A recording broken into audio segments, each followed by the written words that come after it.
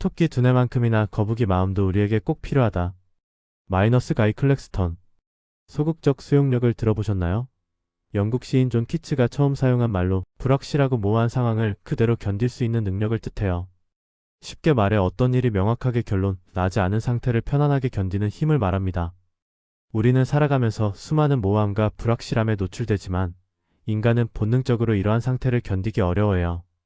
이때 무리하게 상황을 종결짓기 위해 성급히 행동하면 오히려 문제가 더 복잡해질 수 있습니다. 영국의 심리학자 가이 클렉스턴은 거북이 마음이다 등의 저서에서 빠른 결론을 내리는 것이 늘 최선은 아니며 때로는 문제가 숙성될 시간을 기다리는 느린 사고방식이 더 창의적이고 효과적인 해결책을 가져올 수 있다고 이야기합니다. 인간관계에서 생긴 갈등을 생각해보죠. 상대방과 의견 충돌이 있을 때 당장 감정을 쏟아내고 즉시 해결하려고 하면 관계가 더 나빠질 수 있습니다. 시간을 조금 두고 감정이 가라앉은 후 이야기를 나누면 오히려 자연스럽게 해결되는 경우가 많아요. 미국의 심리학자 존 카트먼도 부부관계 연구에서 갈등을 다룰 때 생리적 자기 진정을 위해 잠시 시간을 갖고 감정이 가라앉기를 기다리는 것을 제안합니다.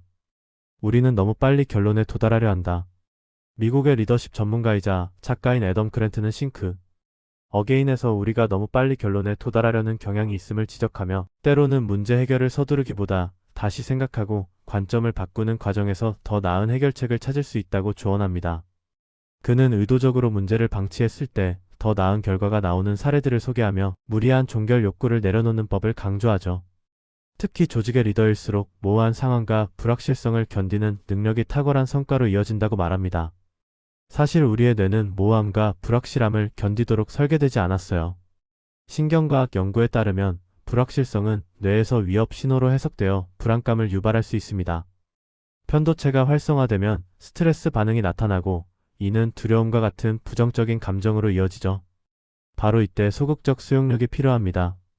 불확실함과 불편함을 억지로 제거하려 하지 말고 천천히 몸을 움직이거나 명상, 걷기 같은 활동을 통해 감정을 다스릴 필요가 있어요.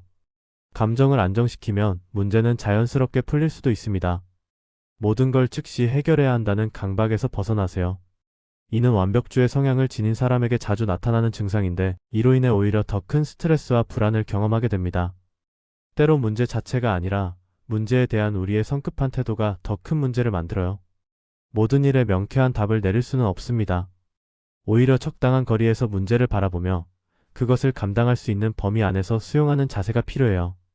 프랑스 철학자 알랭 드 보통은 그의 여러 저작과 강연을 통해 인생의 많은 문제가 명쾌하게 해결되기보다는 우리가 그것들과 함께 살아가는 법을 배우는 과정 자체에 의미가 있을 수 있음을 시사합니다. 맞습니다. 우리의 삶에 존재하는 모든 문제를 해결해야 한다는 압박에서 벗어나세요. 문제와 공존하는 방법도 배우는 게 더 지혜롭고 성숙한 태도입니다.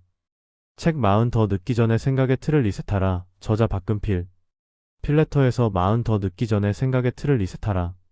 미수록 원고를 매주 한 꼭지씩 구독자 전용 보너스로 공개합니다. 구독자는 이메일로 전체 내용을, 미구독자는 웹에서 일부만 보실 수 있습니다. 필레터 구독 신청은 고정 댓글을 참고하세요. 박근필 작가였습니다.